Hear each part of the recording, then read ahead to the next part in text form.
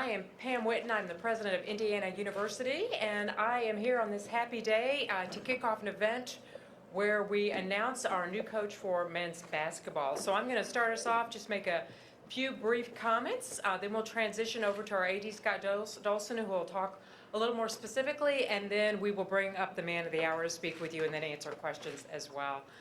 So let me start off, first of all, by acknowledging and thanking Coach Mike Woodson, such an important part of Indiana University. You know, he first pulled up in Bloomington, back in 1977, a tall, skinny kid that came to play basketball and just lit the court on fire. And almost 50 years later, is still such an important part of the Hoosier family. So the porch light will always be on for Mike and his wonderful wife, Terry, as they will always be an important part of the Hoosier family. So I want to thank Mike and Terry as well. I also want to take a moment and thank the Board of Trustees for Indiana University. I want to thank them for their support, and I want to thank them for the trust that they put into both Scott Dolson and myself in terms of the process that was used to get us to this point today to secure such a talented coach.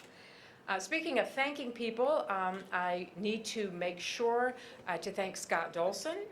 I have to tell Darren that, man, you hit the jackpot with the AD that you're going to work with at Indiana University. Scott Dolson is a man of integrity and character and intelligence, and I think he very well might be among the very best athletic directors in the United States. And so I think you're really going to enjoy working with Scott, maybe even as much as I do moving forward.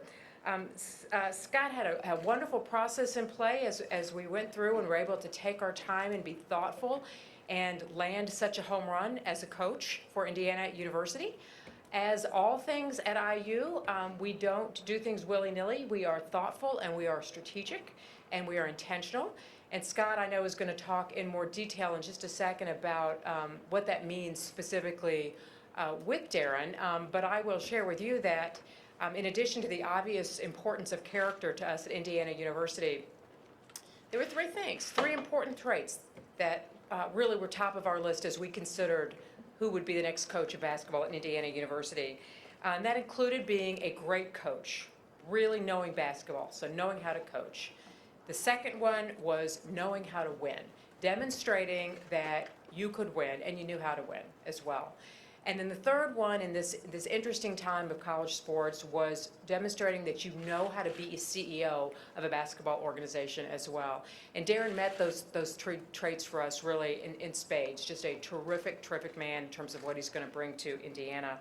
And I want to close by saying something that probably won't mean much or get picked up outside this room. But Darren, this is for you and me.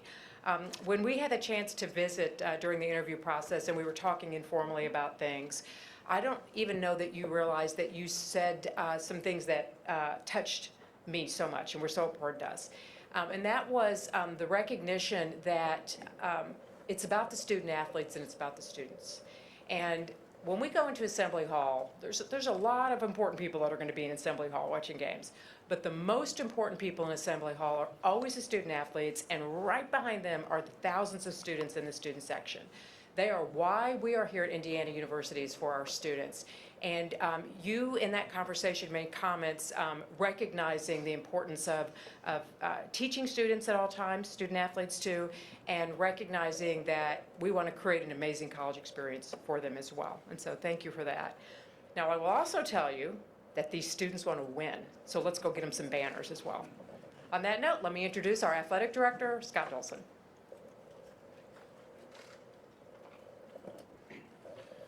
Thanks so much, Pam, and thanks to all of you for being here, particularly on short notice. Honestly, I just couldn't be more excited about today. This is a huge day for IU basketball, a huge day for our athletic department, and certainly for our entire university and the whole university community nationwide. I want to start with some thank yous, just like Pam did, and I also want to mention Woody and thank his staff, his coaches.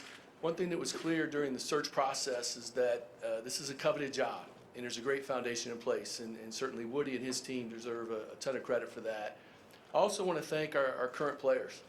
Our current players, it's never easy going through transition. I know when the transition happened during the season, we talked about hopefully galvanizing the team and coming together, and the team rose to the occasion. I just couldn't be more proud of the current team and just so thankful for all they put in to this year's team, and just wanted to certainly recognize them. You know, I want to recognize President Witten. You know, honestly, I've said this before, and I'll say it all the time. I don't know how she does it. You know, she sets the tone in terms of working hard.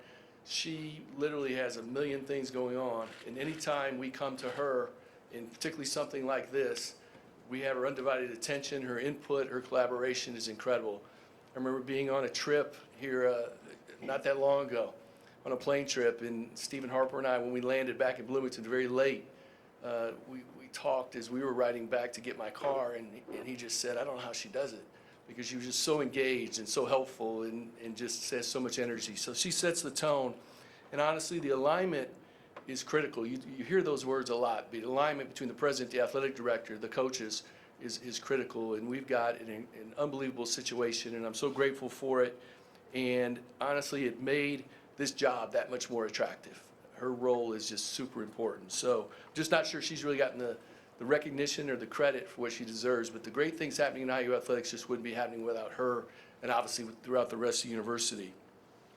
I want to thank our department staff, particularly Stephen Harper, our Deputy Athletic Director, who has just been a rock. His tireless work, his invaluable input, he just is super important to me, not just with his search, but to the department. I want to thank him. Our secret weapon is a person you may not know, a guy named John Decker, who's kind of one of my right-hand people. John is behind the scenes and just an unsung hero. He's kind of been the mad scientist as we put together pro form. He did this in the football search. He did this with this search in terms of what wins, what are some of the analytics out there, and the information that he produces in a short time is incredible, and I just want to thank him. I also want to thank Pete Yonkman and Hoosiers Connect, our collective. You know, again, this job was very attractive. It was very invigorating for me as we went through the process, how many people were interested and just how much people were talking about our program and our collective and the resources that provides and how they do it. Our reputation nationally is that we do things right, and we're really second to none in terms of our organization, and that goes along with Tyler Harris as well. I also want to think there's several key confidants that we're very fortunate to have. You know, Indiana basketball stretches across the country, college basketball, pros. We have former managers, former players that are in key places, and I can't tell you how many conversations I had during this search where confidentially they were giving me information, giving me feedback that is so invaluable, and they know who they are. I just want to make certain to thank them. And finally, I really want to thank our fans. You know, thank our donors, our supporters for their relentless support. I mean, they've been with us through thick and thin. And honestly, I talk a lot about, and I just said this earlier, this job, hearing people's feedback, whether it's candidates, other people, how much this job is coveted. It's a top job in America. And our fans are a huge, huge part of that. And I just want to make sure that they know how excited I am about where we are today and how much they are a part of this process, and that we want the same things they want. So again, a big shout out to our fans. The search strategy, you know, Pam alluded to this for a second. You know, we put together a profile, and I won't go through all the qualities we were looking for, but we certainly did a lot of work in terms of what qualities would ensure what we felt would be consistent success here. You know, a couple examples of that, and Pam mentioned a couple. We wanted an experienced, successful coach that had a blueprint for winning. We wanted to make certain that we wanted someone that really understands and really equally as important, embraced modern roster construction. That's huge. A proven evaluator and developer of players. We want to make certain that we had a modern playing style. We have to have someone, a head coach that understands where things are going. And it was really important to us. We wanted someone that really wanted to be here.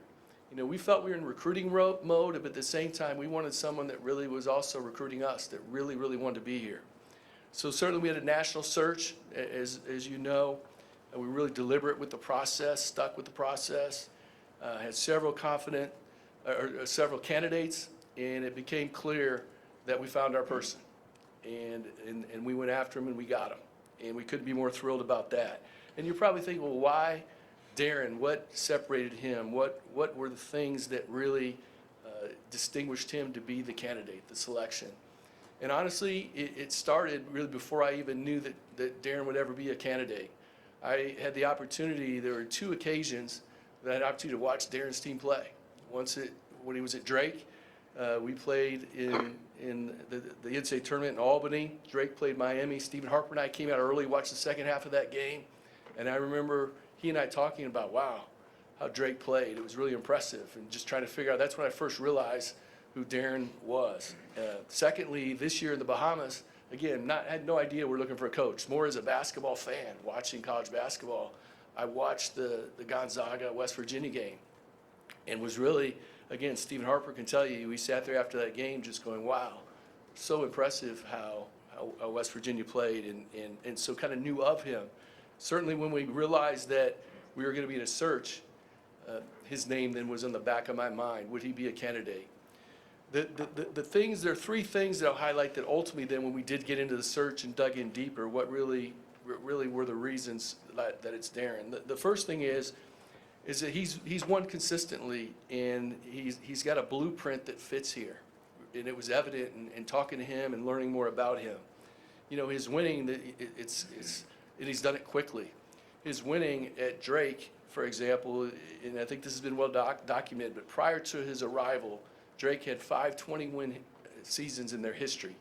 He was there for 6 years and had 6 21 seasons, immediately got that going. When he arrived, they'd had one NCAA tournament appearance in the last 47 years. He went there 3 times in 6 years.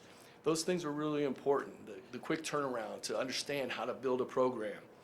At West Virginia, it took a 9-win team and took that to a 19-win team despite losing 2 key players to injury early in the season was super impressive.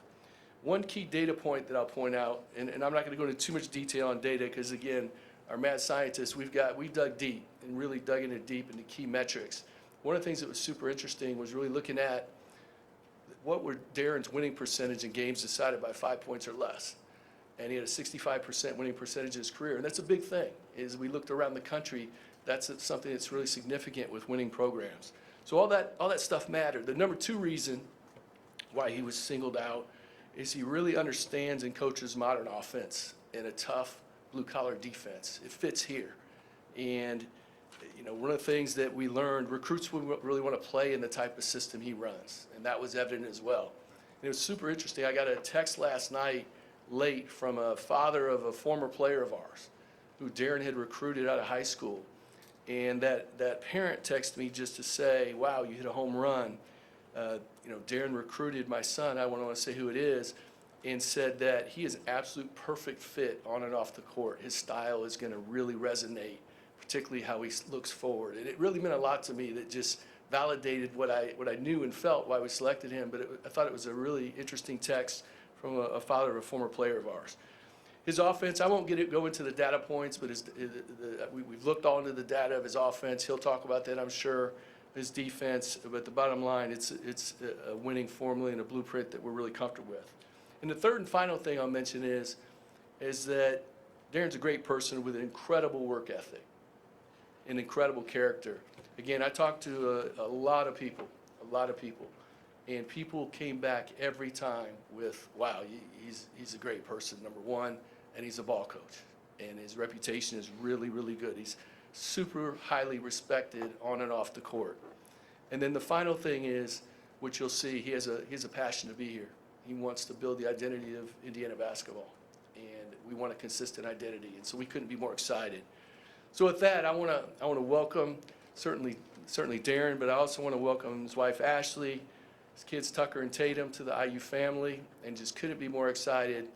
This is a great day for IU basketball, so please welcome our new head coach, Darian DeVries.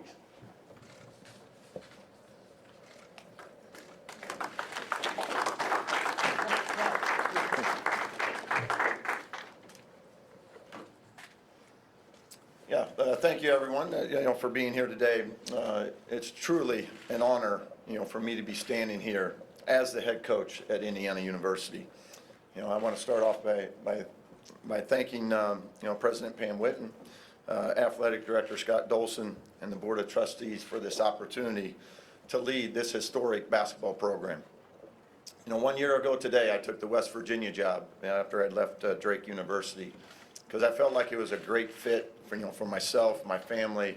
It had an administration that I greatly respected and a fan base that was very supportive and a community that, was filled with great people. all that turned out to be true in that past year, and we were welcomed with open arms. We met some terrific people, and my family and I are beyond thankful for that. Obviously, my intention was to continue down that path and build on the progress that we made during this first year. However, the opportunity came along to be possibly be the head coach at Indiana. A dream job for anyone, but especially for someone that grew up in the Midwest watching the old Big 8 and Big 10 basketball. The chance to lead one of the biggest brands in college basketball was something I could not pass up. This place has many of those same qualities that my family and I look for and want to be around. And I have always looked for that fit for myself, for my family, and making sure it all aligned. We have an administration here that is 100% in alignment with navigating through this whole new era of college athletics. From the top down, there's no doubt that there's an extreme commitment to making sure we are on the upper edge of all of that. There are resources available here are some of the best in the entire country. We have a fan base that is passionate about the Hoosiers and provides a tremendous home court advantage. Everything is in place here for us to have the opportunity to win and to win at a high level. Now our job is to make that happen. I am so excited to get to work, and I know that it's where it all begins is with the work. It has to start and end there, because without that, you cannot have success. Resources certainly are a huge part of giving you those opportunities, but resources do not win games. We want to be a very process-oriented program with a core fabric built around that work. The people we surround ourselves with, and the players that have a desire to be a part of something special. We will want to build something that is sustainable for a long period of time, and we would do that by staying true to what this program is about. We will know we have made it when every time a fan, a booster, an alumni, or a former player comes to watch us play and turns on the TV, and after that game is over, that they are filled with pride because they have so much respect for how our team plays, how unselfish they are, the joy they play with, and the enthusiasm they play with, and their love for this university. Once we get there, and once we get there where everyone can watch us on a nightly basis, and then they can say with great pride on a consistent level that that is my team, that is when the banners will rise again. It's time for us to get to work. All right, we'll go ahead and start with questions. When you get on the mic, make sure you say your name and your outlet first. We'll go with Zach and then Coach Zach Osmer, the Indianapolis Star. I guess just from your perspective, we've kind of heard President Winton's perspective, Scott Dolson's perspective. From your perspective, how did this process unfold in terms of your opportunity to sit with both of them, to consider the Indiana job? Just what have these last few days in particular kind of been like from through your eyes? Yeah, and obviously the process, is the process on how it plays out. And, as you're going through their season, they were, very respectful of making sure that my focus continued to be on our team and certainly appreciated that. What I loved about how the process played out was, from our very first conversation, there was certainly, we mentioned the word alignment, but there was an alignment to my vision, their vision, and how do we make this, go together. And I think that's very important because the way we want to build this program and build it to a level that is sustainable and be at a very high level, there are certain things that we feel, that I feel is important in our program. And I thought those all aligned with the administration as we went through that process. So, getting into more details later about the offense, defense, all those type of things. But more importantly, that the process, we can't cheat the process. The work has to go into it. The type of players that we bring into our program have to match what we're about. I think the majority of your winning takes place on the very front end. Your coaching staff, the players you bring into your program, what are their qualities? What's important to them? Are they self-starters? They self-motivated? They team players? Those type of things are all important to us. And as that process played out, it was clear and evident to me that this was going to be a great fit, for myself, for our family, and can't be more excited to be here. Yeah, Mike Nislak from the Bloomington Herald-Times. You've had to replace a significant portion of your roster each of the last 2 seasons. I was wondering, what lessons did you learn from those experiences? And you mentioned, obviously, the resources are important, but what else in this era is kind of defines roster building to you? What's important? Yeah, I think the biggest thing is, and where you can get yourself in trouble is you're not building a collection of players. You have to build a team, and a team has to be able to fit together, play together, win together, be able to function together. So that's the number one thing, and I've had to do it now several times because basketball's changed, college athletics has changed. So, we've had multiple times now where, as a head coach, we've had to sign 9, 10 guys in a given season. So I think it's critical that you make sure that every player's motivation is the right motivation for why they want to be a part of your program. And if their motivations are right and you get enough of those individuals with those same type of aspirations, now you have a chance to put a team together, you have a chance to win together. Todd in the ready. Todd Golden with Hoosiers on SI. Darren, as part of what you just said, you can sell a vision to the players. How do the players buy into your vision? What have you been successful in doing to make them believe that you're the guy who can make that vision happen? Yeah, anytime you're at a new place, you can only use your past experiences and your coaching record and things. I think the biggest thing for them when I have discussions with them is, hey, here's you as a player, here's how we play, here's how we envision you, and maybe most importantly, be truthful. Talk to them about, hey, this is where we see you. We don't make promises that we can't keep. Everybody comes in basically on the same note of, I'm going to come because I want to work hard. I believe this coaching staff can get me better. They can challenge me. They can motivate me. And I'm going to love that process. I'm going to love being where I'm at. And, for us, I think that's extremely critical as you put a roster together and build your team. Hey, Coach. Jeff Rabjohns, Pegs.com. Just wanted to ask a basketball-specific question here. Your team, I think when everybody was healthy, was top 45 or so in three-point rate, averaged nearly 30 or so three-point attempts per game. Can you explain your offensive philosophy? Just what are the key components that you want to have on the court every night? And how important is it to you, from a roster construction standpoint, to have multiple shot makers on the team? Yeah, I think it's, critical for us as you're building out a roster, and this year, this past year at West Virginia, as we took over a roster, there was only one player that returned from the previous year. So we put a roster together that we felt like could fit and make the pieces fit as best we could during that spring signing period. And I think it's critical on how we want to play because in the ideal world, on a missed shot, turnovers, we would like to score in those first 12 seconds. That's how we played. I was an assistant coach at Creighton University for a long time under Greg McDermott. Took kind of that offensive philosophy with me to Drake and then again to West Virginia. So we feel like the best way to score is in a broken floor before the defense is set. So that's our main priority from an offensive standpoint. Then if you don't score in those first 12 seconds, obviously now we want to get the best shot available whenever that may come. But overall, shooting is a critical piece. We were in a pretty decent spot. We lost a couple of our better shooters, to injury this year. So it did impact a little bit of our overall shooting for the season. But, as we move forward and we build a roster and roster construction, we want plenty of depth in the shooting areas because I think you can't win if you don't make shots. So that's a huge priority for us. Alex and Pete. Alex Bozichin's on the hall. You mentioned just the getting to know guys in terms of recruiting and figuring out what they're about. How challenging is that in this new era where you have this really short window where I'm assuming you're going to want to start to get guys in for visits pretty quickly? What are you looking for when you do have guys come on campus in terms of just trying to figure out if it's an alignment, whether you fit them and they fit you?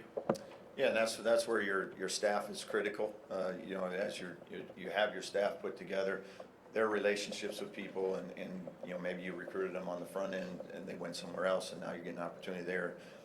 So as many of those opportunities that you can where you have relationships, you're going to do background checks.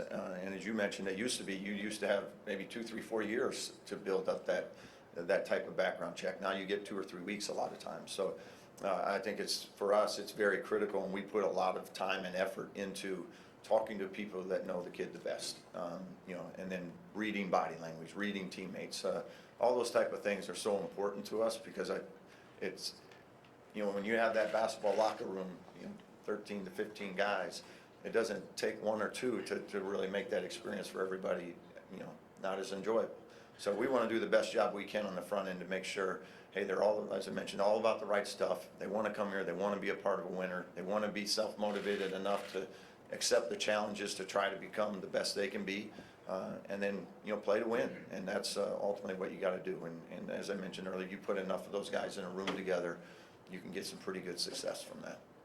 Pete and Zach. Coach, over here, Pete DePremio, YU Athletics. I'm just curious on your approach to non-conference scheduling. How do you look at that? Yeah, it's, Big Ten Conference play, we got 20 of those games, so you got to get yourself ready for it. And we want to challenge ourselves in the best way possible to make sure we got some very meaningful non-conference games. And I know we have a couple already scheduled for this year. I think I'm allowed to say a couple of them. We have Kentucky scheduled, and I believe we have Marquette scheduled in Chicago. I believe those are the two that we have currently scheduled. So we'll continue to work on building on that as well, and we'd love to get another one or two really good, high-quality games, and then add that to the 20-game Big Ten schedule. So you have to do a good job of, got to get your home games as well, but also make sure we do a great job of getting ourselves ready for Big Ten play and challenging ourselves before we start that. Zach and Dave. Coach Zach Browning, thehoosier.com. What gives you the confidence as a coach that you can lead this program to long-term stability and success? Yeah, for me, I think it's, sometimes as coaches, we want to try to we want to make it too difficult. Like simplify it, make it what it is. We got to be good at these certain things. You got to have a certain level of talent, but then the teams that can do, defensive rebounding, taking care of the ball, playing together, playing unselfish, the teams that can do that the best typically are the teams that have the most success, and that'll be our focus. When we put a roster together, is make sure those things are all priorities. And you certainly want to have as much talent as you can, but that talent has to be able to play together. So when we put that roster together, that's going to be our focus. How will this group function together when we put them out there on game night? Daniel Flick, IDS. As far as recruiting, how do you want to weigh high school and college? Yeah, it's certainly everything's changed from 5-10 years ago, right? In terms of high school recruiting, the portal and things. In our ideal world, we would build it from the high school up. This first year, that's not possible. We're going to have to fill some holes in the roster through the portal, and then your hope is in each year you might lose a guy or two. Your hope is that they love it here so much that nobody ever wants to leave here, and then you replace a few guys with the portal. Continue to build through the high school. Hopefully as a sophomore then you can keep 2 or 3 high school kids and then get 2 or 3 freshmen. And now over the course of time, you're going to be able to build some consistency within your roster. Because the last thing you want to do is every year come in and have to sign 10, 11 new guys. That's just hard to make it function. The first year you got to do what you got to do to get a roster put together, and then we build from there. And then hopefully that retention is as close to 100% as we can, because like we said, they just love it here, they enjoy it. We got the resources for them to stay here, and now you can build consistency, and that's ultimately what you want to get to.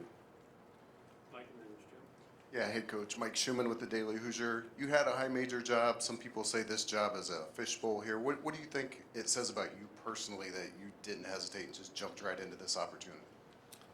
I hope everybody, every fan base wants to win. I want to win. We all want to win. So the passion is awesome. You want passion in a fan base. You want that. You thrive off that. Our players thrive off of that. So nobody's going to want to win as bad as I do, or our staff does, or our players do. So from my standpoint, let's do that. Let's do that together as a fan base, as a community. Let's rally around one another to let's go make this thing happen, and let's take this thing to as high a level as we can, and try to put that on a consistent basis. So I love the fact that we have a passionate fan base. I think it's awesome. Jim and then Jim. Darren, Jim Coyle, Indiana Sports Beat Radio, and I know it's soon, but when will you talk to the current team members that are still here, the recruits, about whether or not there will be a place for them, and how do you look to adjust that into what you're building with your roster? Yeah, we're gonna try to get with everybody individually. I will here in these next few days. A few of them are gone on spring break, but I'll get that chance to get in front of all of them. Talk about, hey, I didn't recruit you, you didn't recruit me either. So let's see where they're at. And like I say, it all comes down to fit. If we have some guys on the current roster that still would love to be here, and it seems to make sense for both of us, let's do that. And if there's some guys that feel like they could find a better connection somewhere else, there's no hard feelings there. They didn't come here because I was the head coach, so I understand that. But and then as you move forward, now it's just us going out and finding the guys to fill around whatever holes there are. But I think it's always good to take a few days to get in front of them, get to know each other. This is our first conversation together, so let's see what that looks like for everybody. Jack and then Seth. Hey Darren, Jack Ankeny, Hoosiers on SI. You had quick turnarounds at both West Virginia and Drake. I think a 10-win improvement at West Virginia from before you got there.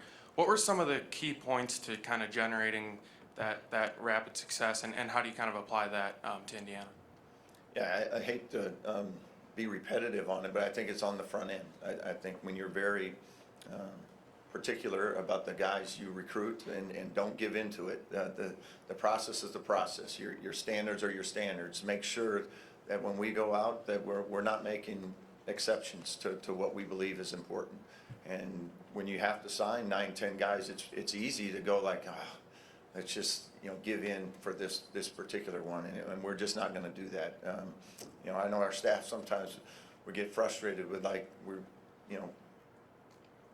hey, we got this kid, we can get him there. Here's a few of the red flags, and we're out. And we just really believe that locker room is critical, because you cannot survive without a good locker room, and that's what will always make our focus. Seth and Anthony. Seth Tao with the Daily Hoosier. Darren, this program over the last 25 years has really kind of towed the line between honoring the past and living in the past. I guess as a newcomer walking into a program with such history and tradition, how do you kind of view that back and forth? How do you uphold one side without going too far to the other? I think you embrace everything about the past. I mean, that's awesome. I mean, our history is our history, and it's a great history. Why would we not want to embrace that?